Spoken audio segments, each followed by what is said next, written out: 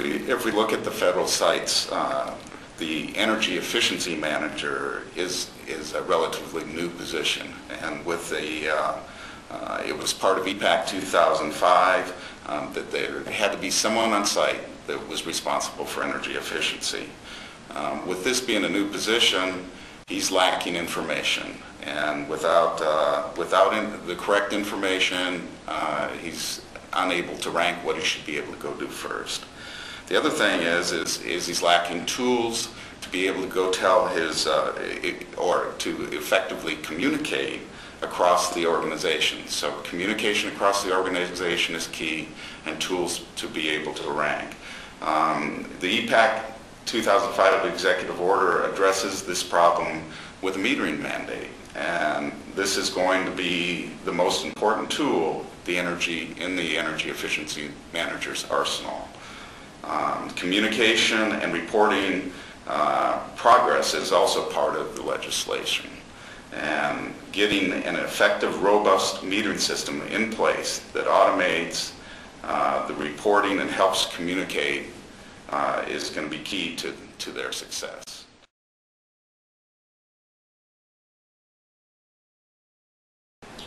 Well, a life cycle approach is really exactly what it sounds like it would be. It's a cycle. It's a cycle of continuous improvement, but it's also a cycle of sustainment of previous improvements, and that's really key here. We boil it down to a four-step process. The first step really, it involves, John talked about understanding right now where you're using energy, where are the greatest opportunities out there to save energy. And you do that by metering, you do that by auditing your facilities, and that's really the first critical step in this process.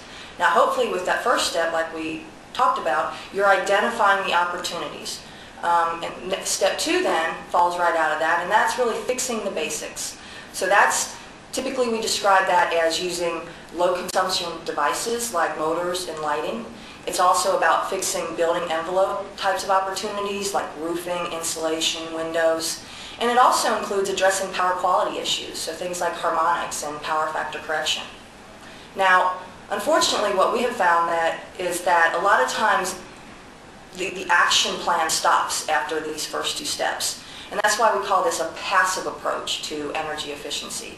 And typically, now that you can gain up to 15% energy improvement or reduction in energy use with these two steps. But that's missing an additional 15% that you can get by following the next couple of steps within this process. So step three would be then, it's really automating and controlling those low consumption devices. It's optimizing the energy use of those devices. So that would be things like lighting control, building automation and control. It would be variable frequency drives. It's also, there's a human behavioral aspect of this step, and that's as simple as turning out lights as well as turning off your computers and your computer monitors. Now what we find here is that this is part of an active approach to energy efficiency. We call this an active approach with this step and the additional step 4. So now with step 2 and step 3, potentially you've gained up to 15% or up to 30% improvement in your energy efficiency. But if you don't move to the next step, step 4, what we find is a lot of that can actually be lost. Up to 8 to 12% of that can actually be lost if there's not a program put in place for continuous monitoring, maintenance, commissioning, and regulation of these energy conservation measures that were put in place with steps 2 and 3. So that's really key here is that step 4, that continuous process of monitoring, maintenance, regulation.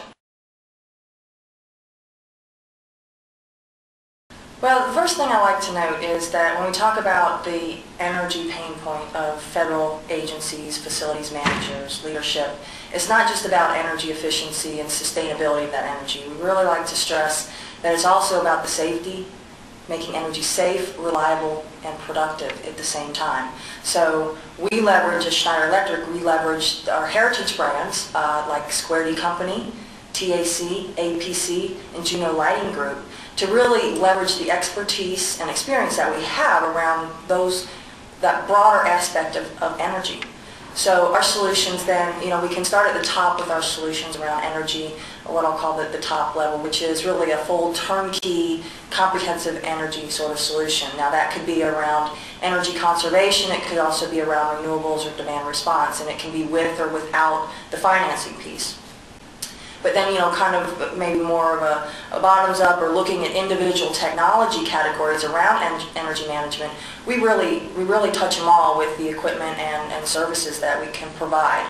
So it can be anywhere from the building automation and energy management and control systems category, where we have building automation itself. We also have the advanced metering that can measure and manage not only energy, but also look at your power quality, and also be looking at the equipment and the reliability of the equipment at the same time. So, and then beyond that, we've got the lighting. In the lighting category, we have lighting with Juno Lighting Group and lighting control products, both schedule-based and occupancy-based. John, you might want to step in. We've got the variable frequency drives, right, that touch a lot of these different technology categories throughout. Those can be used on, the chillers, the pumps and fans throughout the HVAC system. It's so critical to achieving the energy savings.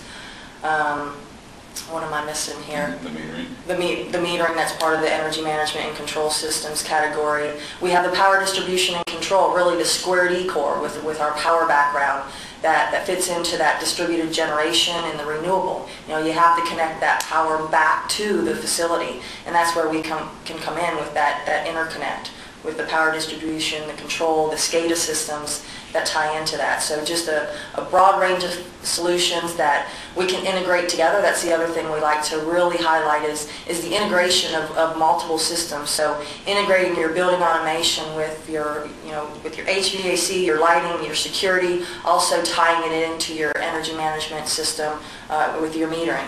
So very critical. Packages around, definitely packages around renewables for the interconnect to the utilities with renewables. So reducing that interconnect cost by standard engineered packages. Yeah, and focusing with all these solutions really, like I said, around how they contribute not only to the safety of the facility, but also looking at how they contribute to worker comfort, reducing the maintenance of the facility, improving the safety of your workers, and ultimately the reliability and security, energy security of that facility as well.